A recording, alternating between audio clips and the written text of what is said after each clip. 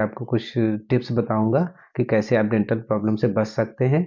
और बहुत common tips हैं जो आप सब लोग सुने भी होंगे, जानते भी होंगे, लेकिन उसमें से कुछ लोग फॉलो करते हैं, कुछ लोग नहीं फॉलो करते हैं।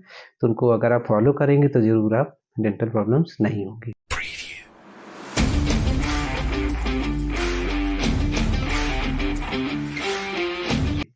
तो जो सबसे पहली टिप्स है वो है ब्रश करना।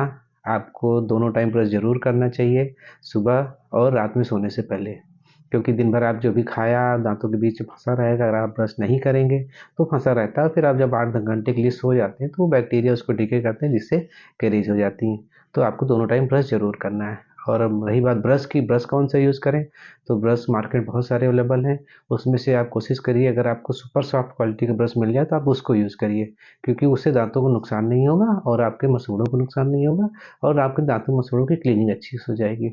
उसमें मैं आपको एक ब्रांड नेम बता सकता हूँ। जैसे कोलगेट का चारकोल नाम से एक ब्रश आता है, आप उसको रेगुलर यूज़ कर सकते हैं, और बहुत ही सॉफ्ट ब्रश होता है। अगर आप उसको यूज़ करते हैं तो आपको दांत और मसूड़ों में नुकसान नहीं होगा। और उसके अलावा जो है, आपको दोनों टाइम ब्रश करना है।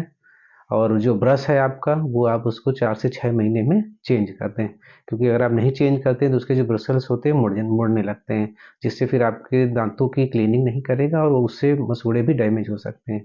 इसलिए उसको जैसे ही आपको लगे तो उसको आप चेंज ज़रूर कर दें। और टूथ ब्रश के बाद अगला नेक्स्ट आता है टूथपेस्ट। टूथपेस्ट आप कौन सा करें, तो टूथपेस्ट आप कोशिश करिए कि रेगुलर टूथपेस्ट के लिए वो टूथपेस्ट यूज करिए जो फ्लोराइड रिलीज करते हैं, जिनमें कुछ ना कुछ पार्ट फ्लोराइड होना चाहिए। और इसके लिए मैं एक लिस्ट आपको दे दे रहा हूँ, जिसमें से आप यूज़ कर सकते हैं।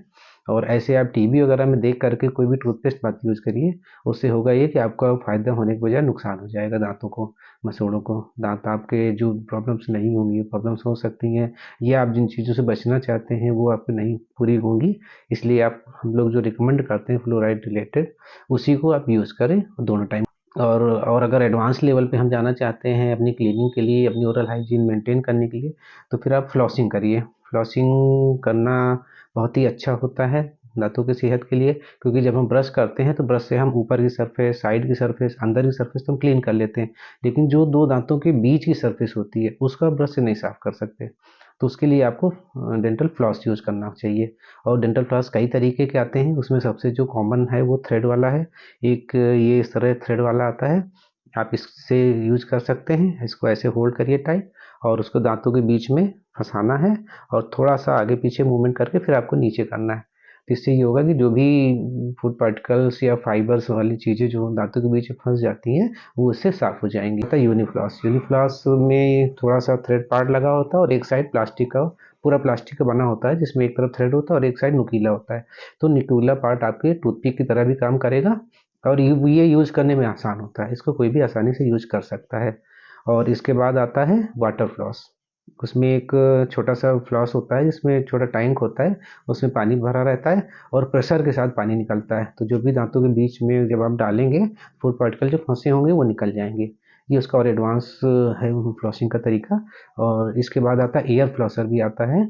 एयर फ्लॉसर भी आप यूज़ कर सकते हैं, उसमें तेज़ी से प्रेशर के साथ एयर निकलती है, तो जो भी फूड पार्टिकल फंसे होते हैं वो सब क्लीन हो जाते हैं। आपके दांतों के बीच में गैपिंग ज़्यादा हो गई है, स्पेस ज़्यादा है, तो फिर आप उससे लिए प्रॉक्सा ब्रश यूज़ कर सकते हैं, या इंटरप्रोक्सिमल ब्रश आते हैं। देखिए मैं आपको दिखा रहा हूँ, फोटो भी दिखा दूंगा आपको। इस तरह के आते हैं, और इसमें छोटे छोटे ब्रशर्स होते हैं, जैसे जो लोग पान मसाला खाते हैं या जिनकी कैपिंग ज़्यादा हो गई है, वो उससे क्लीनिंग कर सकते हैं। तो ये आराम से थ्रू एंड थ्रू चला जाएगा, और जो भी आपका फंसा होगा वो साफ हो जाएगा। और आपके लिए नेक्स्ट ज़रूरी टिप आती है मसूड़ों की केयर करना। और मसूड़ों की केयर करने के लिए है कि आप मसूड़ों की मसाज करिए, दोनों टाइम मसाज करिए, नहीं तो एक टाइम मसाज करिए। मसाज करने के लिए आप कुछ घरेलू उपाय भी अपना सकते हैं, जिसके लिए मैंने वीडियो बनाया हुआ है, तो मैं डिस्क्रिप्शन में डाल दूंगा, आप चाहें तो उसको भी देख सकते हैं, जिससे कि आपकी घरेलू उपाय पता चल जाएंगे कैसे आप जो मसूड़े नीचे जा रहे हैं उनकी केयर करें। और मसाज के लिए आप नॉर्मली जैसे मार्केट में आता है आपका मेट्रोहेक्स डीजी जेल आता है, आप उससे मसाज कर सकते हैं, या और भी कंपनियों के आते हैं, उसको थोड़ा सा ले करके पूरे मसूड़ों में अच्छे से मसाज करना है। इससे ये होगा कि मसूड़ों में स्वेलिंग नहीं आएगी, जो ब्लीडिंग गम्स हैं वो आपके सही हो जाए। अगर आप रेगुलर करते रहेंगे तो फिर ऐसी दिक्कत दोबारा नहीं आएगी। तो मसूड़ों की केयर करना भी बहुत ज़रूरी है, क्योंकि ब्लीडिंग गम्स अगर एक बार हो गई प्रॉब्लम तो फिर वो जल्दी से सही होने में काफ़ी केयर करनी पड़ती है। और नेक्स्ट हमारा जो मुँह का सबसे इम्पोर्टेंट पार्ट आता है वो है जीभ है। जीभ की केयर करना चाहिए हम लोग को। जीभ को काफ़ी लोग इग्नोर करते हैं, बस केवल ब्रश करते हैं, जीभ की क्लीनिंग नहीं करते हैं। अगर जीभ में क्लीनिंग नहीं करेंगे आप तो उसमें बैक्टीरिया एक्युमुलेट हो जाएंगे, जिससे कि मुँह की स्मेल आ सकती है या आपको खाने में टेस्ट कम मिलेगा। इसलिए जीभ की भी केयर ज़रूर करें। और जीभ की सफाई के लिए टंग स्क्रैपर्स आते हैं मार्केट में, मैं अभी फ़ोटो आपको दे दे रहा हूँ, आप उस तरह यूज कर सकते हैं। और यूज करने के बाद उसको गुनगुने पानी से ज़रूर साफ करके वापस रख दें। तो डेली टंग स्क्रैपर्स भी यूज करें, जिससे कि आपकी टंग क्लीन रहेगी, तो उससे कोई दिक्कत नहीं आएगी। तो ये कई सारी चीज़ें थी, मैंने आपको जैसे ब्रश कैसे करना है ये बताया, ब्रश कौन सी यूज़ करने हैं, टूथपेस्ट कौन सा यूज़ करना है, और एडवांस लेवल पे आपको फ्लॉसिंग करना सिखाया है। तो अगर आप फ्लॉसिंग करेंगे, इतना सब आप करेंगे, तो आप डेंटल प्रॉब्लम से बचे रहेंगे। फिर भी अगर मान लीजिए आपको डेंटल प्रॉब्लम्स हो रही हैं, आपको या आपको किसी जानने वाले में, तो साल में एक आध बार डेंटल चेकअप जरूर करा लें। जो भी आपके पास में अच्छे डेंटिस्ट हो उनके पास चेकअप करा लें, जिससे कि होगा क्या कि छोटी मोटी जो भी प्रॉब्लम्स होंगी वो तुरंत डायग्नोस हो जाएंगे और वो सही कर देंगे। तो इससे आपको बड़ी प्रॉब्लम्स नहीं होगी। और अगर आप अभी मेरे चैनल के लिए नए हैं, आपने चैनल को सब्सक्राइब लाइक नहीं किया है, तो ज़रूर लाइक और सब्सक्राइब कर लें, जिससे कि आपको मैं आने और मेरे आने वाले वीडियोज़ आपको मिलते रहें। Thank you.